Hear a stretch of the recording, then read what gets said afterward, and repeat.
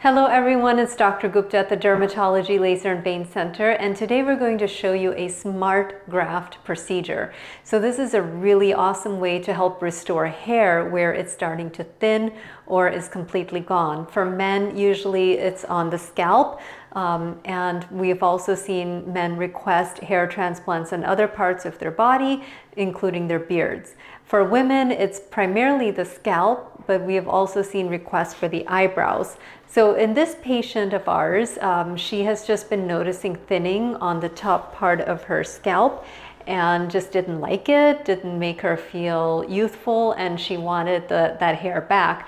Luckily, she's an excellent candidate. She has a beautiful donor site in the back of her scalp where we have some really nice healthy follicles.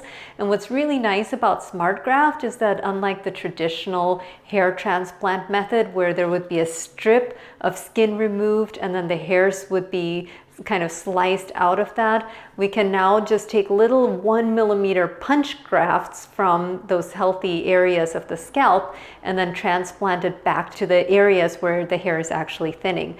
And this doesn't leave a scar, which is wonderful for the patients. And in our patient today, actually her hair is long enough to where you won't even see the donor site at all. Those hairs will of course grow back and regenerate. So really worth it. It's permanent. Patients love it. You don't have a lot of recovery time, just maybe 2 or 3 days of a little bit of microcrusting. But really patients can go back to their normal activities fairly quickly. I hope you'll enjoy seeing this procedure on our patient, who really did great. I mean, the procedure is very easy to get through. You're actually numbed for the entire process. And we do recommend afterwards to maybe do PRP treatments just to help maintain the health of the hairs.